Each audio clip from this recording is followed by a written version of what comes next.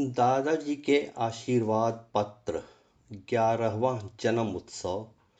शगुन रोहितराज 11 जुलाई 2024। प्रिय शगुन, मेरी बच्ची, तुम्हारे 11वें जन्म उत्सव पर 11 तालियों की गड़गड़ाहट के शोर के बीच मैं तुम्हें आशीर्वाद के 11 फूलों का गुलदस्ता पेश कर रहा हूँ। ये आशीर्वाद के फूल मेरी पोती शगुन के आने वाले जीवन में हर बला से बचाते हुए सुखों की बारिश में भीगने के अवसर प्रदान करेंगे।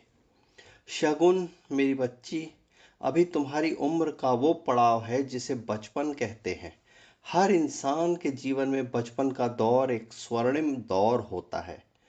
बाद की उम्र में आज की उम्र की बातें यादों का खजाना बनती हैं, जो हमारी बड़ी उम्र की परेशानियों को झेलने में सहायक बनती हैं। इस उम्र को, बचपन के इस दौर को जी लेने के लिए तुम्हें समझना होगा कि तुम्हारा जन्म केवल मौज मस्ती की हवा में उड़ते हुए व्यर्थ गंवा देने के लिए नहीं हुआ है, बल्कि जीवन को सार्थक बनाने के लिए यही उम्र है जब तुम्हें ठोस हकीकत की धरती पर पांव जमाते हुए अपने को भविष्य के लिए मजबूती से तैयार करना होगा। जाने कैसी कैसी समस्याओं पर विजय पाने के लिए इस उम्र में ही समस्याओं से निपटने की तैयारी करनी होती है।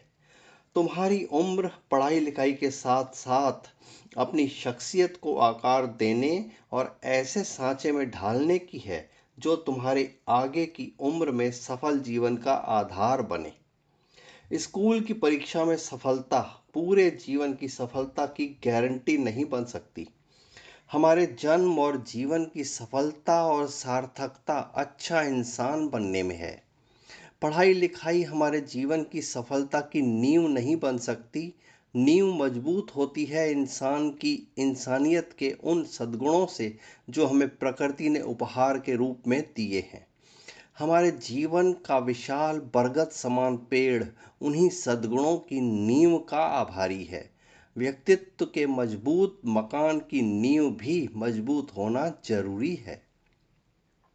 किसी भी इंसान को अपनी सूरत देखने के लिए आईने की जरूरत पड़ती है, तभी हम देख पाते हैं कि हमारी आंखें कैसी हैं, हमारी नाक कैसी है।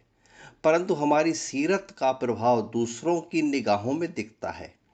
हमारे व्यक्तित्व को प्रभावशाली आकार में गढ़ने के लिए बहुत सारे नैतिक और सामाजिक मूल्यों को आत्मसात करना होता है। हिमालय पर्वत की चढ़ाई चढ़ना फिर भी आसान है, परंतु किसी की निगाह में चढ़ना सरल नहीं होता। हमारे सारे प्रयास खुद को अच्छे से अच्छा इंसान बनाने के लिए होने चाहिए। साफ सुथरा रहने के लिए खुद को गंदगी से बचाना होता है।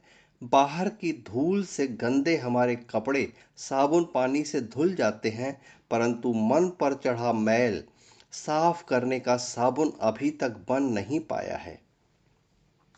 बच्ची, हमारे व्यक्तित्व के निर्माण में माता पिता और परिवार का बहुत बड़ा सहयोग होता है। नींव में अगर संस्कारों के बीज होंगे तो हमारा व्यक्तित्व ऐसा आकार ले पाएगा जिस पर बाहरी दुनिया में फैली बुराइयां बेअसर साबित होंगी। मेरे आशीर्वाद के फूलों की सुगंध भी तभी तुम्हारे जीवन में फैल पाएगी जब तुम्हारे सारे प्रयास पारिवारिक संस्कारों पर आधारित अच्छा इंसान बनने के लिए होंगे। तुम्हारे खुशहाल और आनंदमयी भविष्य के प्रति मेरी हितैषी भावना को शायद तुम समझ पाओगी। तुम्हारा ही हितैषी दादाजी।